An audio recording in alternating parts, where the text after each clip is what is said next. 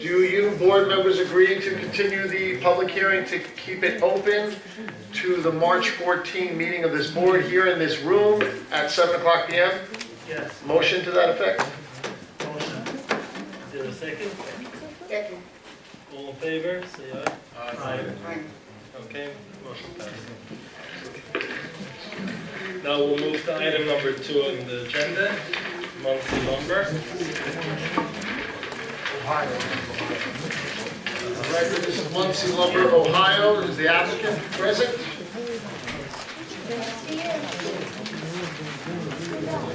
Sure, how you doing? All right.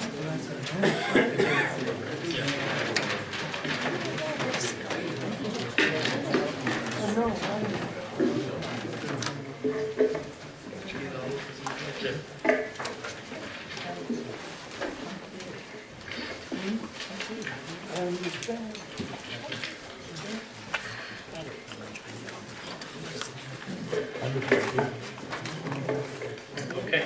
Good evening, Mr. Chairman, members of the board, Ryan Carbon for the applicant. This project is before you on referral from the planning board. It is the reapproval of variances on a site plan that were initially adopted 2000 and I'm sorry, no.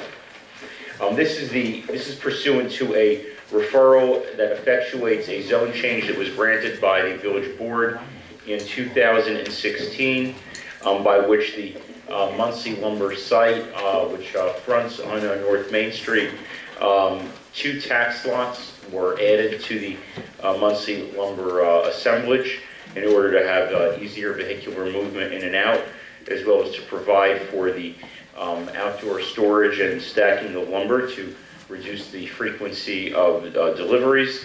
Our initial zone change application included the addition of 1 site on Ohio Avenue. The neighboring site, the Thompson property, then became available. We subsequently entered into negotiations to purchase that. We amended our zone change application to reflect that, and therefore the zone change application was revisited, and both of those lots were brought into the general business district.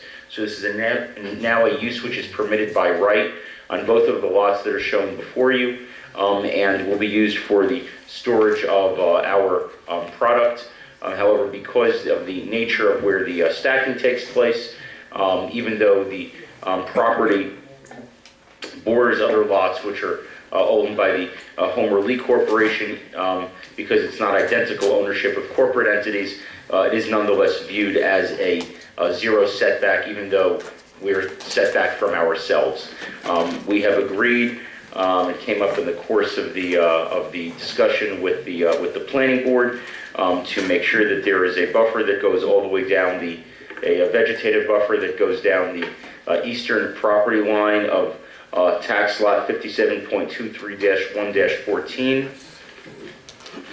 That's the lot that's being added here, and that adjoins the other lots which are, again, in the general business district. The current structure that's on that lot 14, is going to be removed. There is no structure currently on lot 15. Again, what really reflects the dimensional variances that are before you is the fact that we are abutting our own property.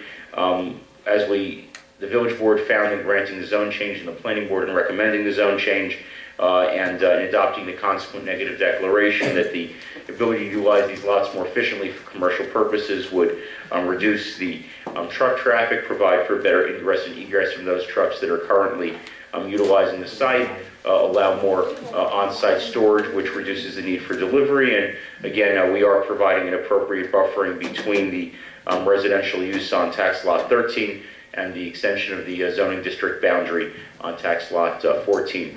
Applying the balancing test as this board is required to do, the question is whether it's the granting of the variances will have an adverse effect on the character of the community. The zone change has already been granted, the negative deck has already been adopted, so the issue of the use itself is not jurisdictional here.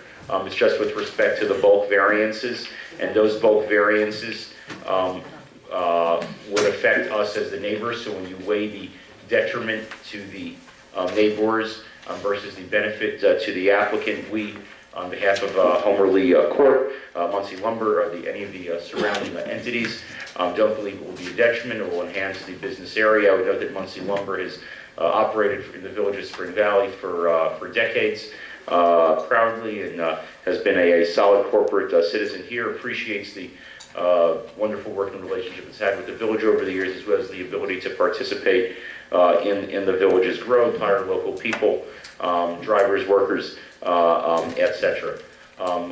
We will be complying with any village requirements for zero net runoff. There is no additional parking requirement, which is engendered by the lumber stacking that we've proposed. So any impacts that may exist can be dealt with on site. We are putting in, as you can see from the map that's before you, additional underground holding tanks. That's in order to comply with the village's requirement to zero net runoff, and we anticipate an improvement in the drainage situation as a result of the installation of the modern drainage facilities there on tax lot 1-14, which will service the other lots as well. Tax lot 1-15 and 1-14 will merge into a single tax lot. So we don't believe that there are going to be significant adverse impacts that can't be mitigated, and that's what the planning board found as part of their environmental review. But more importantly, when you apply the balancing test, given that this is now a use by right in the zone, we don't believe that there are countervailing equities that would prevent the development consistent with the way that it is proposed. We believe that the balancing test would yield an outcome in favor of the applicant. I have not received any additional correspondence or anything else with respect to this matter, so that's the end of my presentation. I'd be happy to respond to any questions from members of the board or from members of the public at the appropriate time. And thank you for the opportunity. Is there a motion to open the public hearing? No. Make a motion. Okay, is there a motion to open the public hearing? So moved. Is there a second? Second. All in favor, say aye. Aye. It's open. Great. This correspondence, did you want me to read the correspondence? Yes. First? The first is from the Town of Clarkstown Planning Department. It's dated January 24, 2018, one page, signed by Gilbert J. Hine, Chairman. It reads in substance: the Clarkstown Planning Board does hereby find that the proposed referrals will result in a significant overutilization of the properties. These proposals will impact on community character, traffic, water quantity and quality, drainage, stormwater runoff, and sanitary sewer service. Just one quick spot. This is not within 500 feet of the border of the town of Clarkstown, to the best of my knowledge, so I'm not sure why they have any right to comment on this, quite frankly. They listed once, it's just an advisory opinion. All right, well, I object to that. They have zero jurisdiction. They're not an involved agency under seeker. Their opinion wasn't solicited. You know, this board must have just right to comment on the expansion of the Palisades Center Mall, as the folks in Nanuet and West Nyack and Congress do to comment on what goes on over here. I'm just reading into correspondence. Thank you. Just read it in. Read it. I finished that. As I assume you appreciate, counsel, unless I put an objection on the record, I waive it. So I mean, no disrespect to you I got it. or to members of the public, but if we're ever going to argue about this in a court, I need to make sure that my record is clear. So I mean, no disrespect, of course, to the wonderful opinionated people in Clarkstown. It's clear. We didn't hear it because you interrupted him. Could you read it again, please? I am not going to have a sparring contest again with you, Steve White. You are a heckler and a disruptor. You object to everything. You don't have anything constructive to say, and I'm not going to spar with you. And drama. No drama. I'm just reading the correspondence that's been submitted to this board for their consideration. The weight or not to give to the correspondence and reports is up to the zoning board and applicable law. Thank you, Ryan. Kathy Tolf sent an email dated February 26, 2018, and with regard to Monsey Lumber, she states, I only have the home relief portion of this proposal. The clearances are tight. There are previously granted variances that essentially remove buffer areas. I was promised by the attorney at the last hearing, Mr. Carbon, that there would be a comprehensive fire safety plan To date, none has been sent to me. This is necessary because of the nature of a lumber yard and its inherent risk from storage of combustibles within a residential neighborhood. I would expect such a plan to include sprinkling of lumber storage and buffering to contain a fire should one occur. I would remind the board of the Beckley lumber fire on July 4, 1959, at a time when this village was not densely populated, nor was the lumber yard adjacent to numerous houses. That fire raged for over 14 hours. It took 8 fire companies to control without spread to any other structures. Without a fire safety plan, the fire review is not complete. Next is Can we get from, copies of this at some point? Lori will, I'm sure, be happy to give you copies, and anyone else here in attendance would like copies of any of this correspondence. Follow up with the court, not the court clerk, the zoning board clerk, Lori Bello. The next is, or secretary, Rockland County Health Department, dated January 17, 2018, one page, signed by Elizabeth Mello, P.E., Senior Public Health Engineer, and it reads in substance, application is to be made to the Rockland County Department of Health for review of the stormwater management system for compliance with the county mosquito code. Next is from the Rockland County Drainage Agency. It is 2 pages. It's dated September 16, 2016, signed by Shahjahan S. Thadakara, P.E., CFM, Rockland County Drainage Agency. And it's quite lengthy. Unless Mr. Carbon has some objection, I'm guessing you haven't seen, well, it goes back to September 16, 2016. Do you have any objections to making any of the conditions of the Rockland County Drainage Agency a condition of any approval that this board may grant? I haven't seen it. It's September 16, 2016. All right. Oh, I can read it. It's I'm happy to take a quite look. I'm lengthy. happy to take a look at it. Anything else? Yes, there's quite a bit. Ryan, is it okay if I continue reading the correspondence while you take a look at that? I think he keeps it. Next is from the Rockland County Center for. Yeah, we know, this is not, This is the other home league?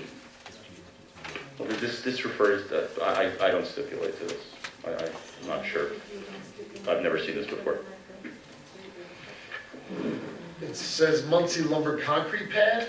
Again, I've never seen it before. I'm not sure. I'd have to look into that. Okay, you're proposing a concrete pad with part of No, this? but Mr. Michaels, I just told you, I haven't seen it before. I need to look into it. It's being handed to me for the first I'll time. give you this. I will be happy to look into it and We reference it. get it's part of back the to you record. with whatever answers are required.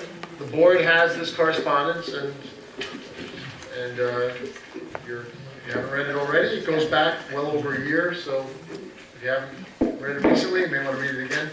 Next is from the... It wasn't sent. It was sent to Leonard Jackson. It wasn't sent to me. Okay. So I don't take in his mail. All right, this is a one-page letter from, I think we read this one already. This is the January 17th, yes, this is the Rockland County Health Department. We already read that into the record. And the next is from Shahjahan Thadakara. He's from the Rockland County Drainage Agency. And it's dated January 24, 2018. And he says that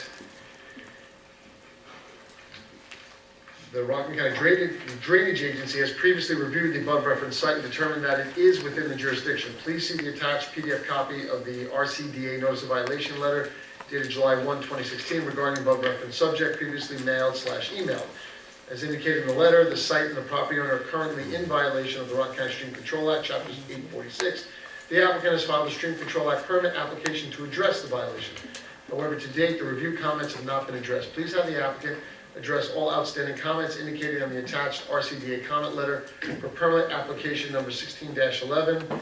And the RCDA recommends that the municipal land use boards and departments ensure that the parcel/applicant/property owner has secured necessary permits and approvals and/or no outstanding violations from the RCDA as a prerequisite prior to granting any final approvals. We would certainly stipulate that any permits from RCDA that need to be acquired as part of the condition of the variances. That would, there's no way around that. That's fine. Thank you, and I'll give you copies. These are copy to the emails and notice of violation dated July 1, 2016. It's 2 pages. It's very lengthy. It's signed by Vincent Altieri, Rockland County Drainage Agency. Great. Thank you. And that is all the correspondence that I'm aware of. Nothing from the Rockland County Planning Department. Did we send it to the Rockland County Planning Department? Even if it's not in your jurisdiction. Has it been over 30 days? No, I do believe there was previous GML activity on this. Do we have that with us? I don't know if it's applicable specifically to the ZBA, if it was sent out, or just applicable to the planning board or the zone change. Well, the risk would be on you, Mr. Carvin, because as you know, whatever modifications the county planning department has required will have to be made conditions of the approval unless there's an override, and without that GML report here in our hands, the So ZBA can't consider overriding. So do we know when that was sent out for comment? Lori, when was the GML letter sent to the county planning department? This is the Homer Lee lumber, sorry, it's Monsey lumber.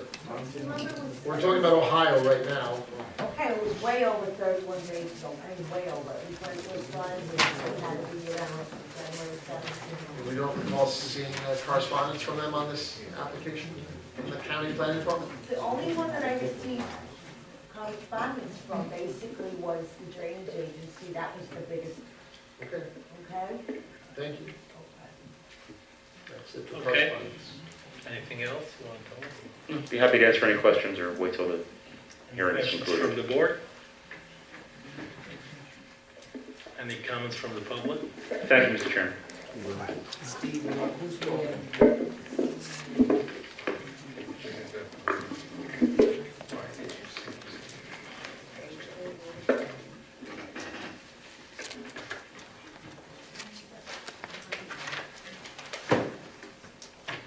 Sign one, that's sufficient. It's a new application. Sign another, give another. Right, the customary procedure has been. What we used to do, right? Yes. Every the chairman- application. It's up to the chairman. So complete another. Yep, you'll do it Okay. right after that. Indeed, I will. My concern, Raise your right hand. okay.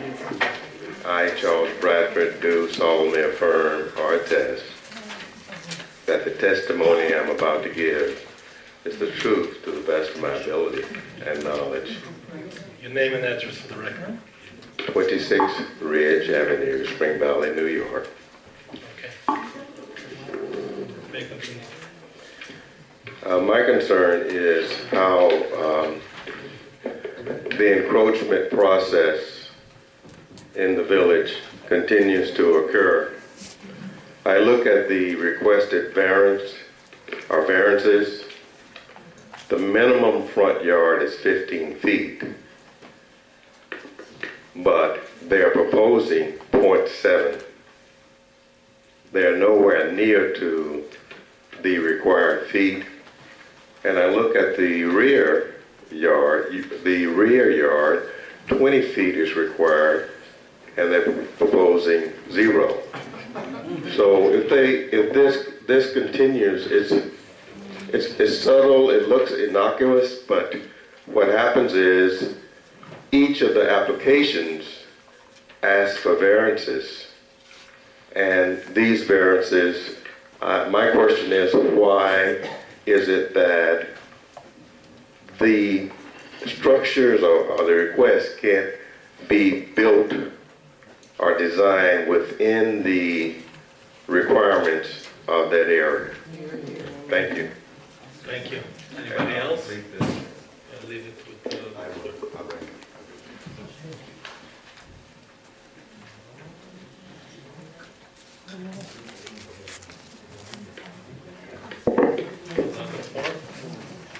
I'll fill in a form.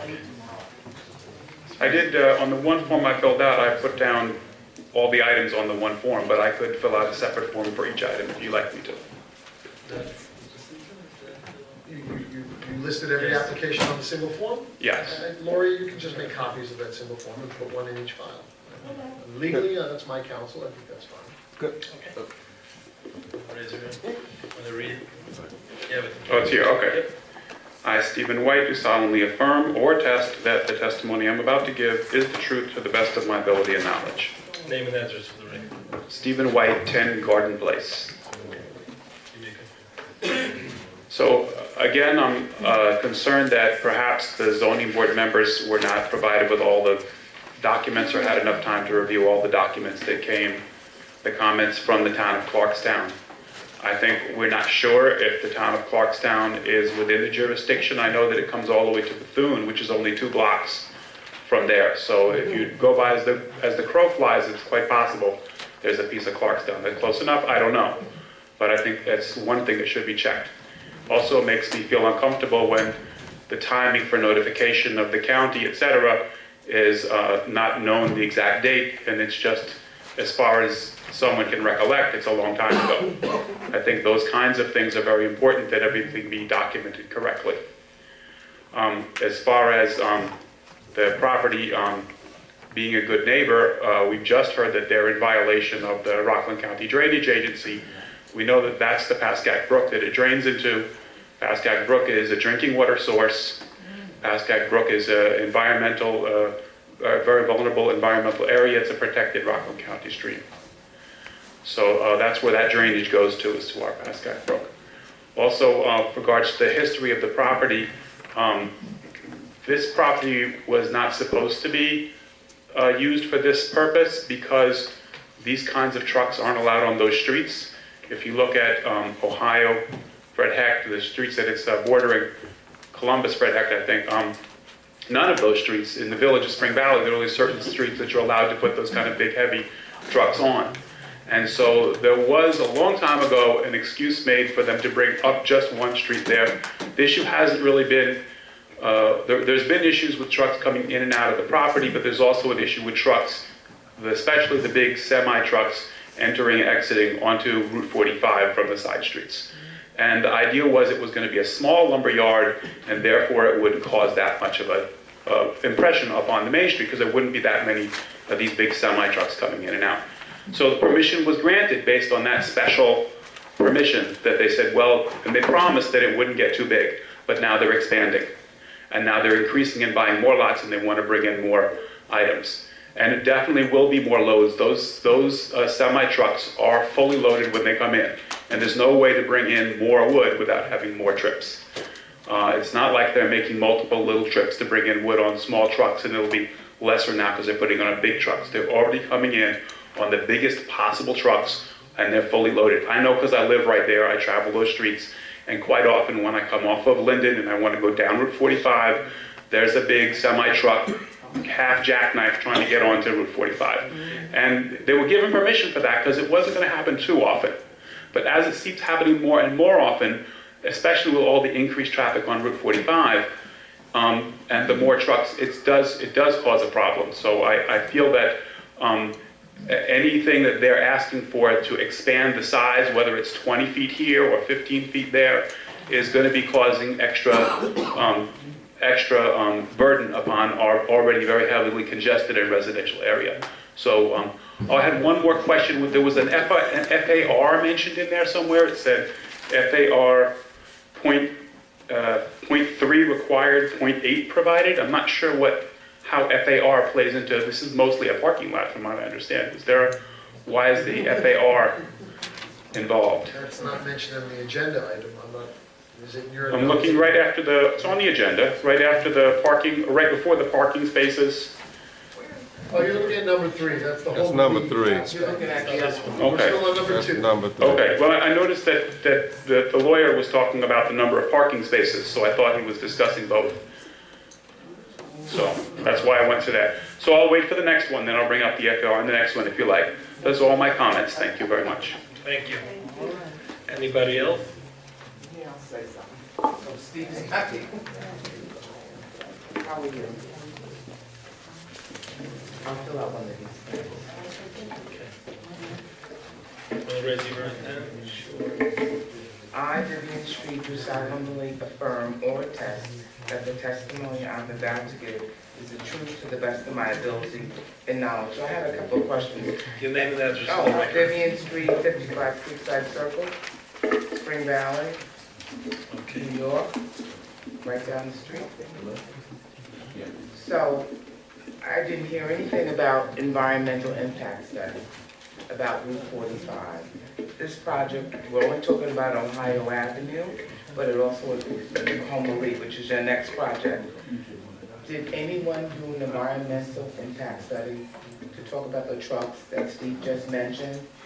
Because, The planning board was the lead agency in the state environmental and review what act. did they say? They issued what's called a negative declaration, which you may know means that there will be no potential for significant adverse environmental impacts. That's the So- environmental review. So there, the Monsey Lumber is not anticipating increased business? That wasn't the question. The question was whether or not an environmental review was performed, and I'll double check. To talk about the Mr. traffic. Carmen, that a neg deck was issued by the planning board for this? Yes. And so, As and an that officer of the court, you will state that, because I don't have the Yes, file. there was a duly approved zone change by the village board, as well. There were collectively probably 6 or 7 public hearings between the planning board and the village board with respect to the extension of the boundaries of the GB district. All of that took place, the zone change was duly granted, and this is an application being made as of right now. he didn't answer my question. I don't know what was that. Okay, so what I'm asking is, The question is zoning whether board, environmental review is done. is about the traffic and the impact of this Monsey Lumber increasing its footprint in a residential area. And I wanted to know, I want you all to consider that. When we talk about there's no change and how it's gonna improve the community, it can't. Just like Steve just mentioned, that's the only business of that type in this area. We're only talking about less than a mile, folks. How many things can you put in an area that's already congested? I can't say enough. I want to be a good neighbor. So let's everybody be good neighbors, and let's not one side be selfish and greedy over another. So I really want you to consider that as you look at the scope of work for Monsey Lumber on Ohio Avenue, as well as Homer Lee.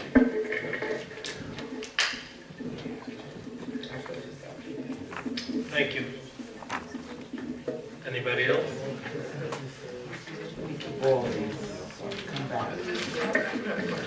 Mr. Carvin, you said you were able to take this on the class because you had not been privileged to Sorry, I have didn't received. hear You you. didn't, you haven't had the benefit of having received copies of the notice of violation and all of the other ones that were I commented had the by the opportunity to resident read council. through it while the hearing is transpiring. Okay, but you had some issue with one of the concerns. Yes, what's the question? I think it was Yeah, the question lot of is- changes. The question is, until we, no, I shouldn't say we, until such time as this clarification as to the violations having been satisfied, I I would like to recommend that we continue this. It gives you an opportunity to look at all of this stuff in depth and then be able to respond to it so that we know additional questions are posed that would warrant a negative answer. I'm happy to address that this evening. I had a chance to look through it during the hearing. Okay. Any closing comments or any questions from the board? I'll go in order. Number one, with respect to the 2016 notice of violation, the question from your counsel is whether the applicant would agree that the conditions set forth by the Rockland County Drainage Agency would need to be complied with. As part of approval of the variance, I have had the opportunity to review the correspondence from the Rockland County Drainage Agency.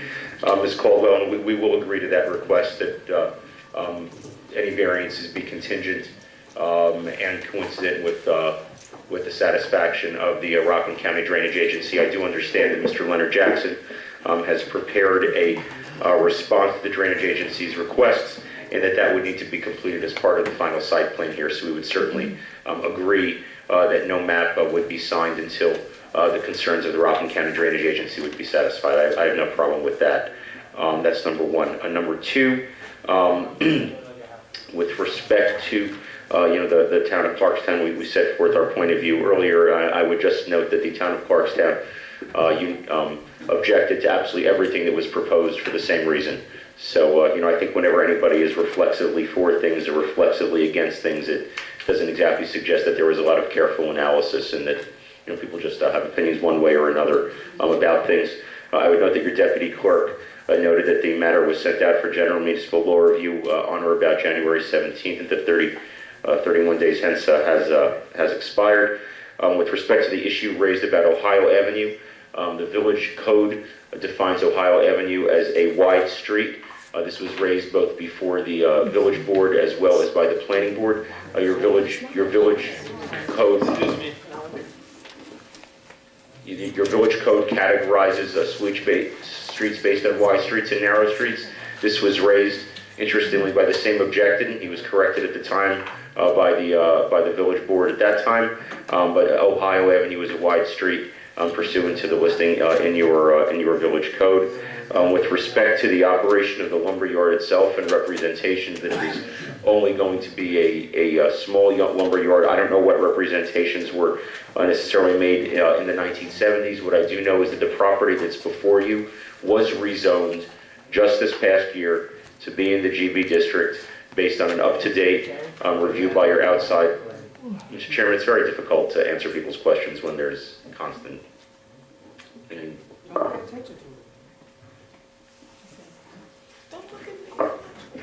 Excuse me. So I don't know what representations were made then. All I know is the representations that were made most recently. The current law of the case binding this board is you have a current in-force negative declaration. You have a current adopted zone change. The panoply of factors that were raised were addressed then. We need to look legally at the balancing test. This is not a question of whether the use is proper. It is a use which is permitted by right. So the question is the granting of these variances. What is the impact of the granting of these variances, and does the negative impact of granting these variances offset whatever the benefits to the applicant would be? What would be the negative impacts of granting these variances? The severity of the variances border on lands that are owned by the operator of the lumber yard itself in order to mitigate the impact on the residential lot that it buffers. The applicant has agreed to install a vegetative buffer, as is shown on the map, along the entire property line, and we'd be happy to install any other buffering or fencing or whatever it is that the board requires. We have agreed to update the drainage and to comply with the village's zero net runoff. So I think there are a lot of countervailing factors. And again, when you apply a balancing test, it rightfully suggests that there are some things that are going to go on one side of the scale and some things that are going to go on the other side of the scale. But I believe that with the plantings that we've proposed, with the drainage improvements that we've proposed, with the fact that we are the neighbor that bears the most severe impact of the variances, and obviously we don't object to that in any way, I would suggest that the balancing test argues in favor of the applicant. I can certainly appreciate the sentiment from neighbors who might be less than thrilled with the extension of the boundaries of the business district, but those are the laws of the case, and the issue of the use itself is not something that we have jurisdiction to revisit this evening. But we would also consent to the condition that was suggested by your council, touched upon by Member Caldwell with respect to the issues raised in 2016 by the Drainage Agency, and we would certainly, as a condition of this variance, agree to clear all of those issues. One other question. You didn't reference the memo received from Kathy regarding the fire safety plan and fire review. She said in her note, she said that you had promised to provide that. Yeah, we did, and we need site plan approval from the planning board, and she participates in those meetings. That information will be required to be provided to her prior to site plan approval. I did not commit to get it to her necessarily before this particular zoning board meeting, but I did make that commitment that prior to site plan approval she would have that, and I stand by that commitment. And if the board again wants to, Member Caldwell, make that an additional condition of the variance, we would certainly, not that we need to agree to it, but I certainly would view that as reasonable under the circumstances as well. Any other comments from the board? Seeing none. Don't close the public hearing yet. Oftentimes when you discuss, do you, members of the board, feel you're ready to close the public hearing and make a decision on this application tonight? Yes. Is there a general consensus on that? Minimum, they're like 20 feet, required 0 proposed. Are we gonna do some rear yard? I'm sorry, I didn't hear you, Member Patrick. What was that? Just a parking lot. Just property out here. Yeah, I think that's where it abuts our own property. There is a strip of land where we abut a residential lot, and we have proposed screening. We could put whatever vegetation and trees you want along the entire boundary, whereas this borders the residential lot on Ohio Avenue. We've agreed to screen that totally, and I believe even the storage itself is then set up further from the property yard, where I think we have the 0. I think that's where we're coming up against ourselves. But what I would agree, Member Patrick, is wherever we are bordering any property that's not... Martha, where are you? Oh. Member Patrick, we would agree that wherever we're bordering any property that's not our own, we'll make sure that that's screened, wherever that is. Did you say that was going to be a parking lot? I didn't say that area on- I said it's going to be a parking lot. I said it's lumber storage. Where do you say there's going to be a parking lot? Okay, that's right, but I obviously misunderstood you. I thought you said the Ohio area would be a parking lot. Because I know originally, what's the next one there? Not Ohio, the next one, that's where the offices were originally. That's correct. That's item. That was for them to put in a office. That's correct. With, I think 3 or 4 parking spaces. Yes, as you recall from the 2011 application that was approved, that's the reapproval of the previously issued variances that were never extended from 2011. That's item number 3.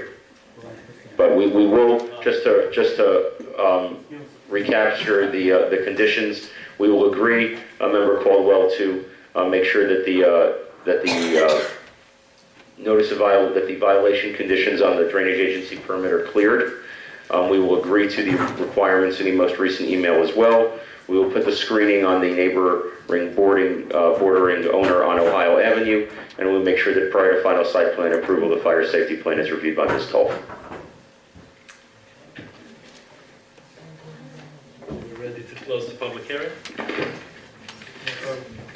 I suggest you leave it open until you're ready to vote, because oftentimes questions come up and you'll ask the applicant a question, and technically you cannot hear from anyone after you close the public hearing. It doesn't really matter when you close it, just at some point right before you vote. I would suggest you close the public hearing at the last possible moment. No big deal.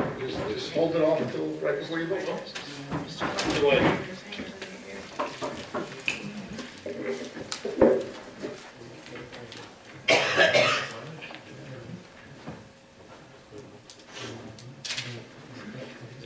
I just wanted to, State your name. hi, my name is Stephen White. Good enough? And for the record. For the record, okay.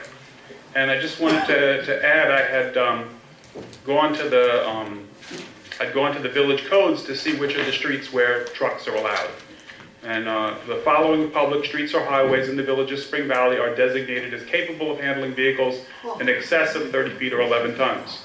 Church Street, Commerce Street, Dutch Lane, Fairview Avenue, Jill Lane, Kearsing Parkway, Main Street, Maple Avenue, Melnick Drive, Memorial Park Drive, Myrtle Avenue, Robert Pitt Drive, Route 59, South Central Avenue, Union Road, West Street. Those are the streets. So that's what I was talking about when I said these streets are not permitted trucks of that size that are running on them. There was a special exception made for this situation. Thank you. Anybody respond to that? Can we ask the village board to amend that?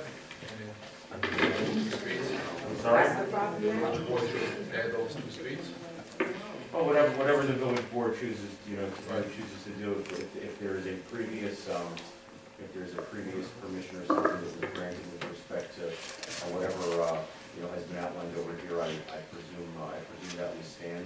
I do know that when we had the matter open before the village board, we demonstrated that Ohio Street was designated as a wide street in the village, which is in the code. How that determination is made of who isn't allowed to ride there, I don't think it's before the ZBA. And it needs to be taken up by any of the other agencies as it needs to be. But I don't know that it's material to the balancing test. But we'll certainly investigate that, and if that's something that needs to be addressed at final site plan, without question. Walter, would you have anything in the record Concerning, regarding that street? as far as the capacity of the street for trucks? Yes. Not handling, I'd have to research that.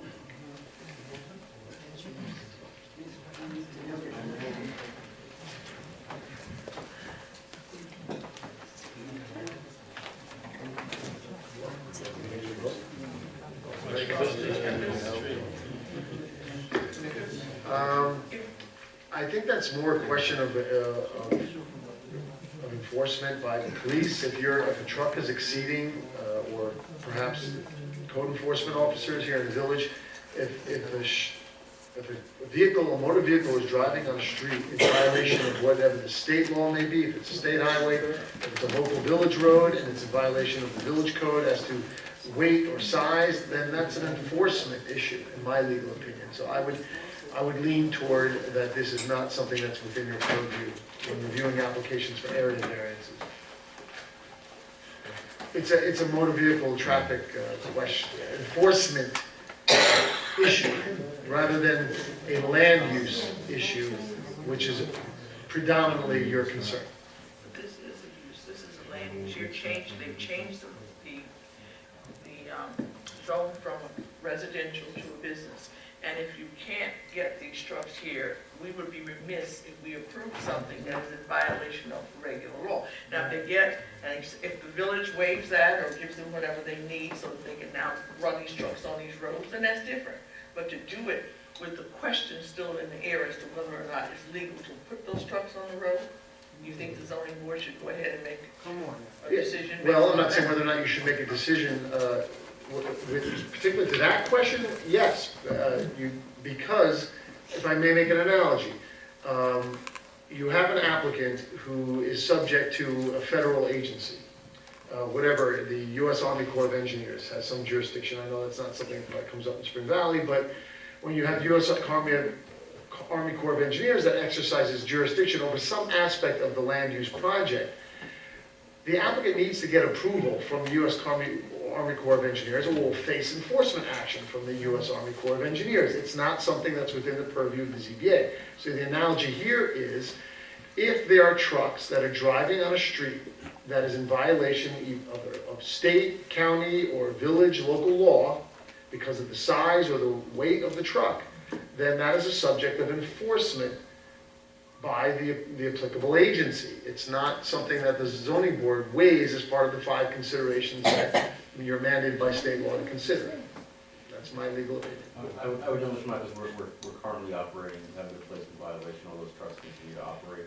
The granting of the variance doesn't affect that in any way, shape, or form. It doesn't grant anybody the right to put a truck where they wouldn't otherwise have the right to put the truck. So that's another way of looking at it, and I agree with Mr. Carr. This board's jurisdiction, as you know, is solely appellate with respect to the bulk variances that have been put forward here. The issue of use is not before the board, but you know the issue of the area variances themselves, and there's nothing in the balancing test or the analysis here, the record here, that would implicate that, given the current conditions with respect to the kind of trucks there are or aren't permitted, they're not supposed to change anyway. Incidentally, from a pragmatic point of view, you raise a fair question in terms of pragmatics, is why would the applicant proceed with an application, get a building permit, invest money in improvements to the site, if it cannot drive the trucks it needs to serve that business on the roads that abut that business? Well, that's the applicant's problem, and the applicant may be facing enforcement proceedings from whether it's state, county, or local law enforcement or code enforcement if they're driving vehicles that are in excess of what is permitted by law. That's the applicant's problem, and it's not your consideration. You raise a pragmatic issue that the applicant is aware of and is given fair warning. Moreover, Council, I would also note, not to selectively quote, and I think this is the reason why this board cannot and should not get into the weeds on this. There are multiple village code requirements. There's section 249-17 with respect to streets closed to heavy trucks, which states that the village board needs to designate streets specifically on which heavy trucks are prohibited. There is also 249-18, which deals with dimensions and weights of those vehicles. And again, all of these matters seem to be reserved to the village board, and it goes into length measurements and weight measurements and all those things. There is an additional listing of streets that are specifically designated as capable of handling vehicles that are in excess of 11 tons, and that's been done by various local laws. So I don't know that necessarily the fact that there is not a 11 tonnage permitted necessarily implicates the truck traffic on this site either. But all those items by the village code itself are reserved to the discretion of the village board. We're here on the very small number of area variances that are requested here, requesting that the board apply the applicable balancing test. We think we've demonstrated in the record that there are benefits to the applicant with respect to the commercial operation of the site. We've also pointed out that we were able to minimize any detriments to neighbors through the use of screening, as well as the upgrade in the drainage that we're proposing, and therefore we believe that on balance, the community interest favors the application. We respectfully request the board's support for the application. I'm looking at chapter 249 myself, and there is a section here, 249-29, that deals with enforcement. And the police department has authority to enforce chapter 249. And the chief of police may designate any code enforcement officer or parking enforcement officer of the village to issue summonses for violations of chapter 249. So it's an enforcement matter, it's not something that's consideration of this board that it must weigh when considering applications for area variances.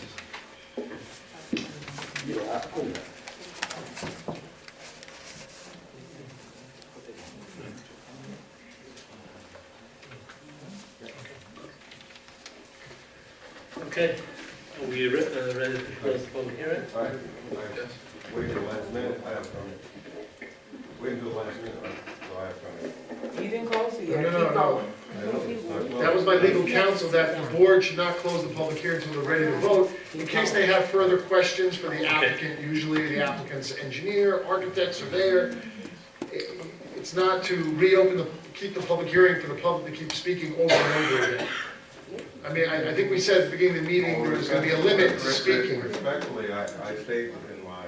I will defer to you, you're the chairman. I'm just saying that... Let you speak, but... Yes, I would, and I'll make it brief. Your name for the record. Charles Bradford. My concern here is that that when this board, whether it be this board, the village board, or the planning board, when a variances or something is presented to this board, that it be looked at in a holistic way. The traffic, the trucks, well, now it's being said that it's not this board's responsibility to take a look at that, and perhaps it's not. But the concern is all of the departments, police and other departments, they are on demand. So how can they, in fact, monitor all of the different requests and emergencies that occur within the village if this board, the village board and planning board just keep piling on their responsibilities and they don't have the manpower? My concern is for the community, and that the community is being played like a banjo, and it needs to stop. Thank you. Thank you. Any motion from the board? Is there a motion to close the public hearing? Motion to close the public hearing. Is there a second? Second. All in favor, say aye. Aye. Public hearing is now closed. Any comments from the board? Any motions to approve or disapprove?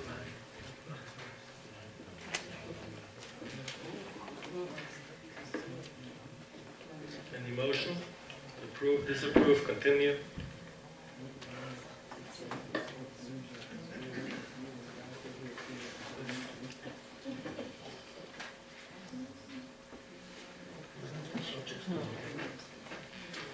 Concerns? I'll make a motion to approve with all the conditions, all the requirements from the Rockland County Planning and Sewer to comply with all the requirements. Of the Rockland County Drainage Agency. Drainage agency and fire department, Catherine 12. Okay. And what was that young man's name? I couldn't hear him. It's now Kathy Toll. And the public hearing has been closed, that's why, so there's no more Could comment. everyone speak up then? I'd appreciate it. Gentleman in the audience has asked that everyone please speak up louder. And that's there a actually- second? It's actually a good suggestion because Thank you. we're recording. Okay. Did you get the second, Lori? There was a motion to approve by, Yeah, remember, there was a second. Did you get who made the second on the motion? Do you have that? yes. Mr. Sullivan, can you call the roll? Oh, roll call vote, here we go. You ready? Just remember, the conditions of the approval are the Rockland County Okay. Drainage Agency and the Kathy Toll, as per her memo or email of February 26, 2018. Ready? Member Solomon, Yes, to approve with conditions mentioned. Member Patchett, Abstain. Member Caldwell, Given the two items that we have been directed to address and none others, and I would say, based on that request for variance, which are small, given what we've been proposed with the minimum of 15 feet required, 0.7 proposed, and 20 feet required and 0 feet proposed, and they said that part buttresses his own property, so it will not be a problem. And since they say that's minimum, because the attorney has advised us to only stick to those items and not be concerned about the others, then I have to say to you clearly, those are not reasons enough to deny. thank you. Okay. Now we have Chairman Hunt. Chairman Hunt. Yes, to approve for the reasons stated. I believe you missed one. No, The chair Abstain. will be last. Yeah. Okay, and Mr. George, Member George? Yes, to approve. So we have one abstention and, Yep. and 4 nays. Yep. Now we'll move to item number 3.